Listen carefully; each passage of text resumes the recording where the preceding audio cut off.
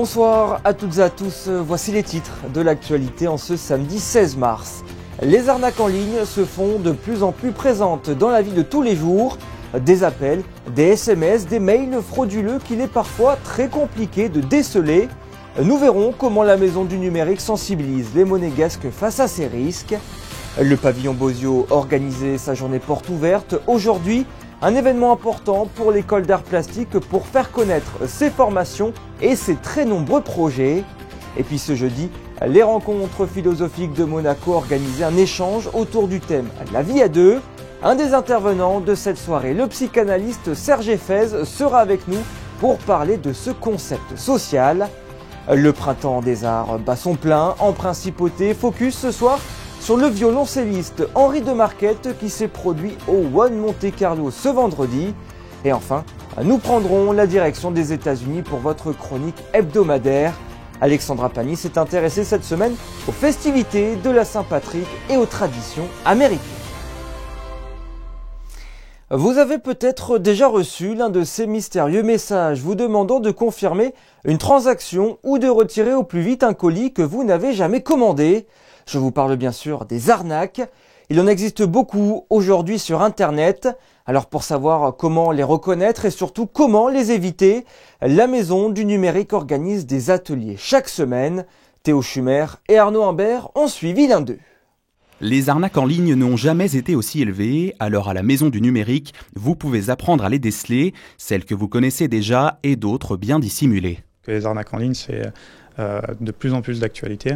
On a de la chance à Monaco parce qu'il y a beaucoup de prévention qui est faite pour ça. La sûreté publique est aussi là pour accompagner les gens. La Maison du Numérique, avec l'affluence qu'on a eue ces derniers mois, on a de suite ressenti l'importance de créer des ateliers sur les arnaques en ligne pour présenter aux gens les arnaques les plus courantes. La majorité concerne les arnaques reçues par email, donc des fausses entreprises qui envoient des emails qu'on appelle de phishing ou de hameçonnage, dans lesquels ils demandent de cliquer sur un lien et de rentrer leurs informations personnelles pour ensuite accéder à leur compte sur le vrai site. Et ce n'est pas le seul exemple, les arnaques en ligne sont très nombreuses et de plus en plus originales. Alors cet atelier tente de les rassembler à travers plusieurs modules. Si vous recevez donc un mail ou un message et vous n'êtes vraiment pas sûr de la personne qui vous a envoyé ça, vous ne répondez pas, vous ne rentrez pas en contact avec ces gens-là. Car même ce qui paraît normal tel qu'un simple message peut en fait cacher une escroquerie. Jean-Claude en sait quelque chose, il en a lui-même déjà été victime. Dans une entreprise que je dirais, j'avais acheté du matériel pour l'entreprise, il y en avait peut-être pour 100 € et on nous a à peu près arnaqué de 15 000 €. C'est cette expérience qui vous a encouragé à vous inscrire à cet atelier aujourd'hui ou pourquoi vous êtes inscrit en fait ? Pour voir ce qu'il y a comme arnaque et comment on peut les supprimer. Et voilà, il y a toujours une solution. Je fais attention, mais on peut toujours apprendre quelque chose de plus. La Maison du Numérique propose des ateliers sur plusieurs thèmes. Celui-ci sur les arnaques est programmé au moins une fois par semaine, du mardi au samedi. Si vous aussi souhaitez y participer gratuitement, rendez-vous sur le site www.maisondunumérique.mc. Ce samedi, l'école supérieure d'art plastique Pavillon Bozio ouvrait ses portes au public. L'occasion de venir rencontrer des étudiants, des professeurs, mais également de visiter les salles et les ateliers. Justin Adel et Hugo Comaza ont été y faire un tour.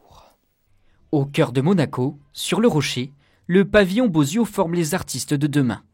Différentes disciplines artistiques sont proposées à l'enseignement. Il y en a pour tous les goûts. On enseigne tous les médiums traditionnels qui sont enseignés en école d'art, la photo, la vidéo, le graphisme, le son, enfin tous ces médiums-là. Mais il y a cette couleur spécifique de notre école qui est la scénographie. Cet enseignement très spécifique de notre école, il irrigue les enseignements dès la première année et il se déploie jusqu'en 5e année. Cette journée portes ouvertes permet au public de voir comment fonctionne l'établissement, mais aussi de visiter les différentes salles et ateliers.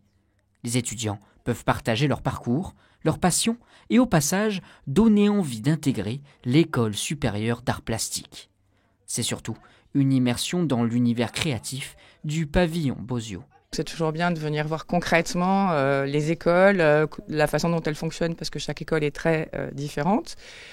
Et ça permet surtout d'avoir un retour d'une première étudiante, enfin d'une étudiante en première année qui est très concrète en fait. Je sais en tant qu'étudiante qui était complètement perdue à pas savoir quoi faire que pouvoir parler avec des gens qui sont déjà dans le milieu et qui ont déjà eu l'occasion de découvrir plein de trucs, ça aide énormément. Et c'est comme ça que je suis rentrée dans ma prépa, c'est comme ça que je suis rentrée ici.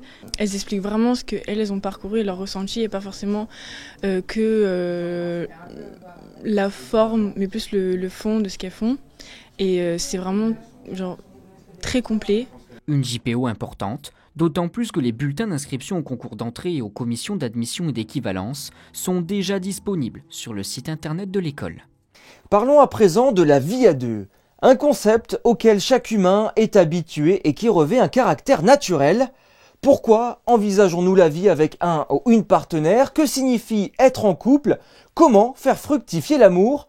Ce sont autant de questions qui ont été posées lors des rencontres philosophiques qui se sont déroulées ce jeudi soir au théâtre Princesse Grace. Le psychanalyste Serge Effez était un des intervenants de ces échanges. Il est avec nous ce soir pour nous éclairer sur le concept de la vie à deux. Bonsoir Serge Effez. Bonsoir. Comment définissez-vous déjà la vie à deux? Quand on parle de vie à deux, on pense immédiatement au couple et à la conjugalité. Mais enfin, il y a d'autres formes de vie à deux. Il y a des mères et des enfants, il y a des colocataires. Mais enfin, vie à deux, ça engage quand même la question du couple.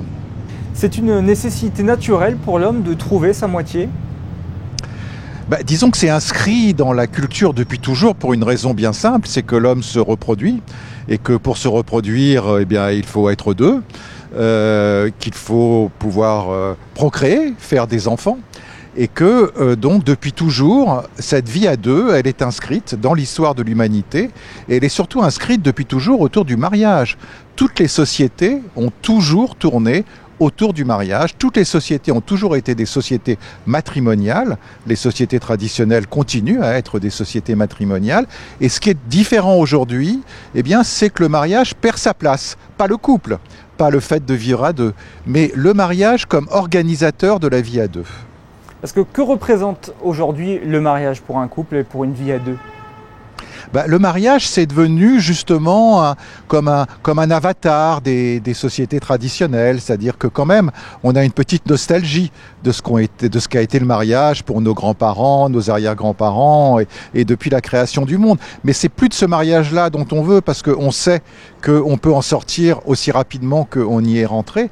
Donc ce qu'on veut à travers le mariage, c'est symboliser quelque chose, symboliser que ce couple, il compte vraiment, que cet homme, cette femme, ou d'ailleurs ces deux hommes ou ces deux femmes, puisque c'est possible aussi aujourd'hui, ils s'aiment réellement et que c'est une manière d'authentifier cet amour auprès des amis et auprès de la famille. Qu'est-ce qui est le plus compliqué dans la vie à deux d'après vous? J'ai presque envie de vous dire que c'est l'amour qui est le plus compliqué dans la vie à deux. Parce que vivre à deux, finalement, comme deux colocataires, quand on peut s'organiser, qui fait les courses, qui fait le ménage, à quel moment on se distrait, à quel moment on travaille, enfin tout ça c'est assez facile. Mais l'amour est un sentiment extrêmement complexe. L'amour, c'est un sentiment qui est très chargé évidemment d'affects positifs, mais aussi d'affects négatifs, de peur d'être quitté, de peur d'être abandonné, de peur de l'intrusion, de peur de la séparation. Donc cet amour, dans la vie à deux, il complique un petit peu les choses. On a peur d'être moins aimé, de ne pas être désiré. Donc tout ça rend la vie à deux plus complexe et c'est uniquement dans le cadre de la conjugalité, évidemment. On utilise souvent l'expression pour désigner un couple 1 + 1 = 1. Est-ce que dans cette formule mathématique, on peut y voir un certain abandon d'une totalité d'une seule et même personne pour former un couple en harmonie? C'est justement l'inverse. Alors moi j'ai deux formules mathématiques, celle-là, 1 + 1 = 1 ou 1 + 1 = 3. Alors 1 + 1 = 1, ça veut dire qu'on est dans un couple amoureux, passionnel, fusionnel, qu'on a l'illusion qu'on pense exactement la même chose, qu'on ressent les mêmes choses, qu'on regarde ensemble dans la même direction. Bref, on ne fait qu'un. La passion nous rend comme un être à deux têtes et ça ne dure qu'un temps parce que ce n'est pas possible comme ça, parce que l'autre est autre, l'autre est différent. Donc il y a un moment où on passe à 1 + 1 = 3, c'est-à-dire que le couple, la relation de couple, la conjugaison des deux, c'est-à-dire les règles qui se mettent en place dans la vie et qu'on édifie ensemble, elles viennent médiatiser cette relation à deux. Alors dans la vie à deux, il peut y avoir aussi l'apparition d'enfants. Qu'est-ce que cela remet en question dans une vie de couple? Ça remet tout en question. Alors en général, l'enfant est quand même, on me le dit beaucoup, le ciment d'un couple. Pourquoi? Parce que au moins les deux protagonistes du couple, eh bien, ils se retrouvent dans un amour tout à fait équivalent pour cet enfant et pour l'émerveillement qu'il ressentent pour cet enfant. En plus, aujourd'hui, les relations sont beaucoup moins complémentaires entre les hommes et les femmes. Les papas s'occupent beaucoup plus des bébés, ils sont là à l'accouchement, ils font les premiers soins, etc. Donc il y a beaucoup d'échanges autour de l'enfant et beaucoup d'équivalence émotionnelle autour de tout ce que l'enfant transforme chez son parent. Je dirais que l'inconvénient de ça, c'est que ça peut aussi créer justement de la rivalité, ça peut créer des malentendus, qui fait quoi, qui sait quoi, qui est spécialiste. Quels sont les points fondamentaux pour la réussite d'un couple sur le long terme ? Vous savez, on attend énormément du couple aujourd'hui. On attend à la fois que ce soit le lieu de la tranquillité, de la stabilité, du bonheur, et en même temps le lieu d'une certaine excitation, d'une sexualité qui va continuer indéfiniment, de l'invention du lien, de la relation, de ses objectifs, de ses projets. Et c'est ces attentes contradictoires qui sont un petit peu difficiles à réaliser. Donc, je crois que c'est de trouver un peu la position médiane entre effectivement réinventer la relation, trouver des nouveaux ingrédients à la relation. Merci beaucoup Serge Effès d'avoir été avec nous sur Monaco Info. Merci à vous. Ouvrons une page artistique à présent. Sur les dizaines de concerts programmés au Festival du Printemps des Arts Monte-Carlo, un certain nombre sont consacrés à des portraits d'artistes. C'était le cas ce vendredi au One Monte-Carlo. Le violoncelliste Henri de Marquette a joué en trio des pièces de Beethoven avant de jouer en soliste ce dimanche. Retour sur cette soirée avec José Sacré, Thomas Deus et Clélia Renaud.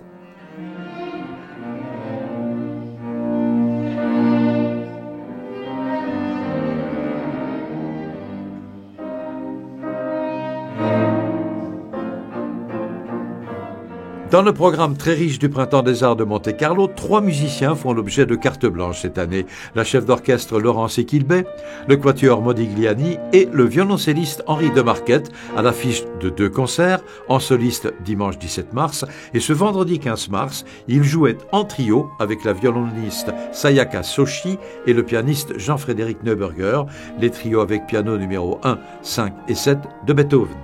Partager la musique de chambre avec ses musiciens, ses amis de prédilection, ça c'est irremplaçable parce que c'est le partage, c'est le dialogue, c'est jouer sur les différences, c'est se confronter, se discuter, c'est extrêmement vivant. Donc ça et puis être seul, c'est la réflexion, l'introspection,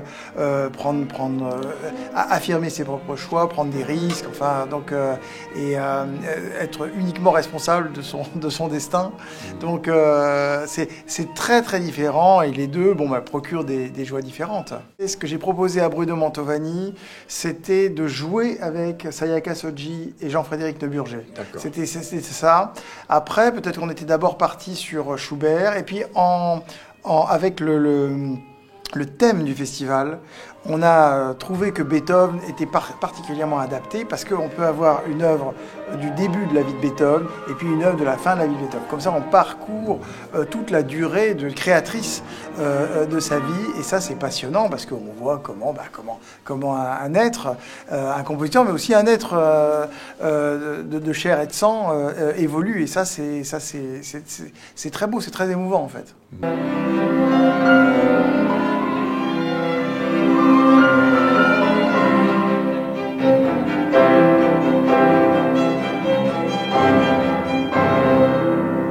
Dimanche 17 mars, Henri de Marquette interprétera en soliste les suites pour violoncelle seul numéro 1 et 6 de Bach et les suites numéro 1 et 3 de Benjamin Britten.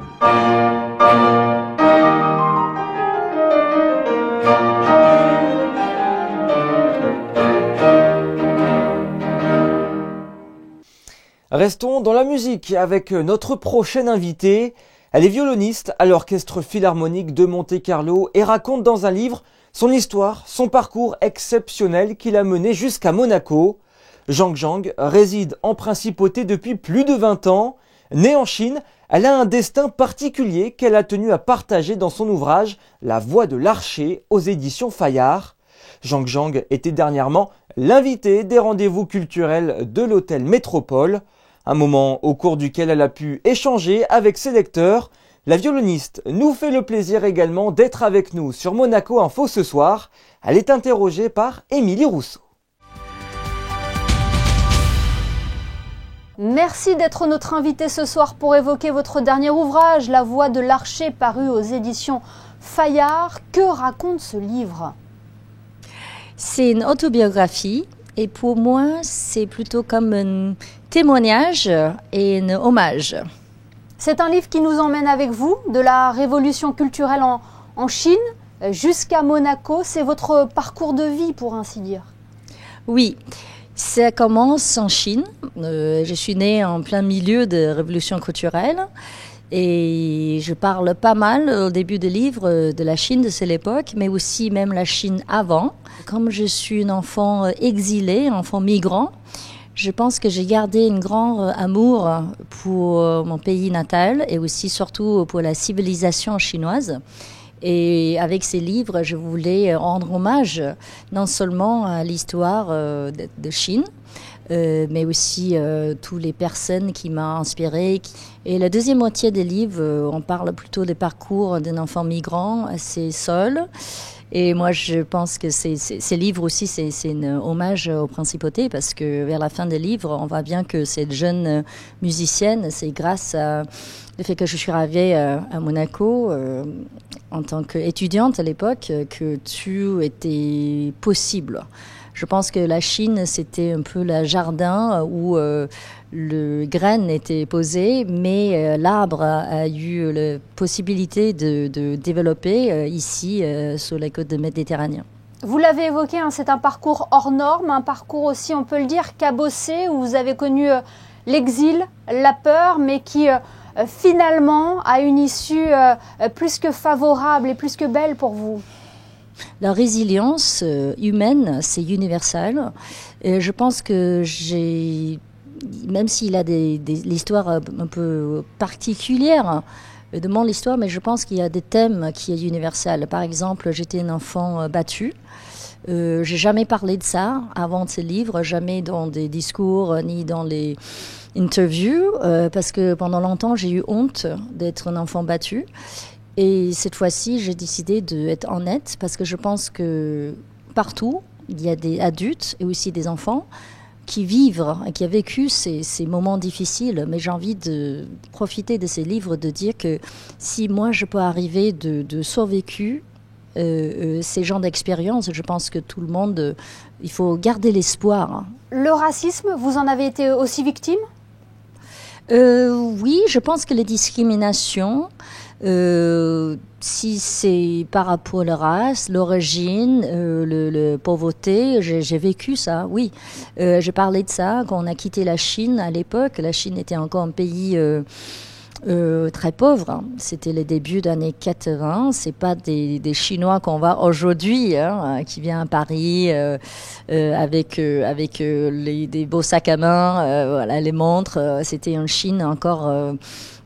assez fermé, c'est le début d'ouverture. Donc oui, j'ai confronté à ça, c'est-à-dire que surtout en Asie du Sud, on traite les Chinois qui viennent de Pékin à l'époque avec mépris.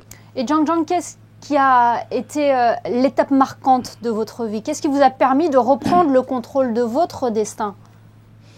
Je pense que c'est le moment que j'ai décidé de faire mon choix à moi, même si tout le monde était contre. Tout le monde, je veux dire, si les adultes autour de moi, en tant que jeune adulte, j'ai quitté la maison assez tôt. Mon père m'a chassée de la maison, j'avais 16 ans. J'ai commencé à travailler. Et j'ai eu la chance d'être bien entourée par des adultes qui étaient bienveillantes autour de moi. Et surtout, à l'âge de 18 ans, j'ai rencontré mon maître, mon grand maître, et qui a changé mon destin. Et je pense que ça aussi, aujourd'hui, je pense que n'importe qui, on peut vraiment changer la vie de quelqu'un, même si peut-être on ne réalise pas. Parfois, c'est un mot de gentillesse, un peu d'attention, d'écoute, parfois juste la présence. Et beaucoup de personnes à Monaco, dans les communautés internationales de Monaco, qui m'ont ouvert le bras, le porte, le cœur. Et si je suis arrivée de qui je suis aujourd'hui, c'est aussi grâce à toutes ces personnes-là. Et cette histoire, votre histoire, est donc à découvrir dans votre ouvrage La Voix de l'Archer, paru aux éditions Fayard. Merci infiniment, Zhang Zhang, d'avoir été avec nous ce soir. Merci beaucoup. La 18e édition des Sérénissimes de l'humour se termine ce samedi soir. Vous êtes peut-être allés voir les artistes qui se sont produits sur la scène du Grimaldi Forum depuis mardi, entre Manu Payet, François-Xavier de Maison ou encore Boudère. Et bien ce vendredi, place aux jeunes talents avec la traditionnelle soirée comédie des Sérénissimes. Une occasion de découvrir de nouveaux humoristes. Fabien Bonilla, Justin Hadel et Hugo Comasa y étaient. Ils sont 5 filles et garçons, dans le vent ou en tout cas la nouvelle génération de la scène française. Une soirée présentée depuis de nombreuses années par un monsieur loyal, Calixte de Nigremont. Quand vous venez voir un artiste que vous connaissez par cœur et dont vous espérez qu'il va vous faire ses meilleurs sketchs ou dont vous connaissez l'univers, c'est pas la même approche que quand vous venez voir des gens que vous ne connaissez pas. Et donc du coup vous êtes intellectuellement disponible différemment. Ça c'est la première chose. Et puis on est sur du stand-up pour le coup.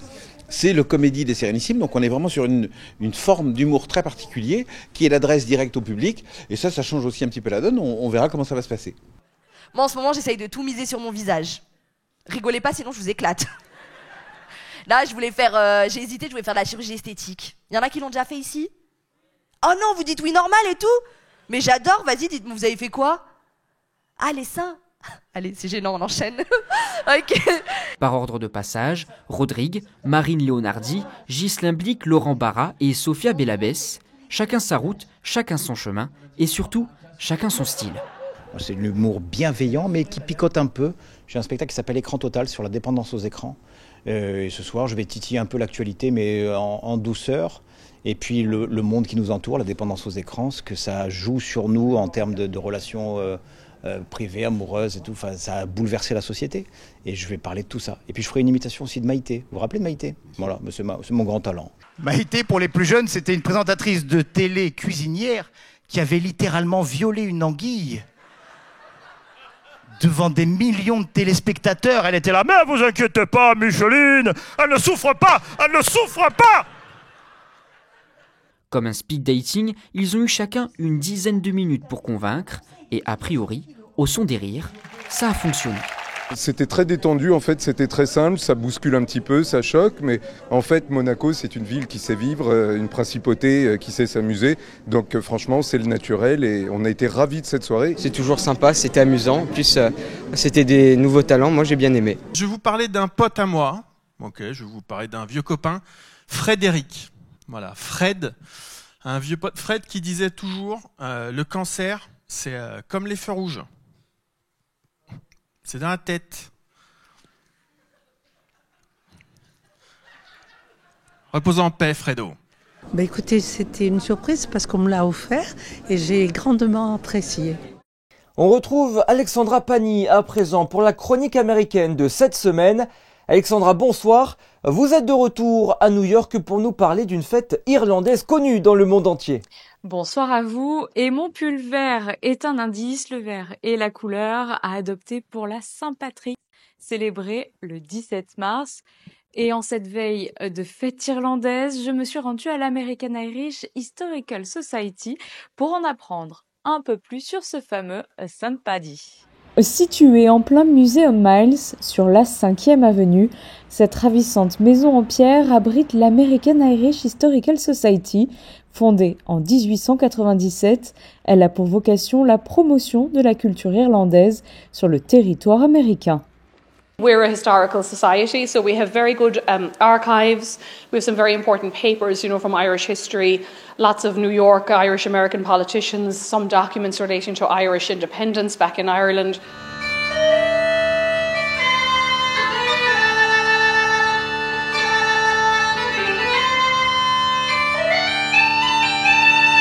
À quelques jours de la Saint-Patrick, les événements se bousculent ici. Ce jour-là, 30 jeunes musiciens venus de la ville de Kerry en Irlande proposaient une sélection de musique et danse folklorique, de quoi nous plonger déjà dans l'ambiance.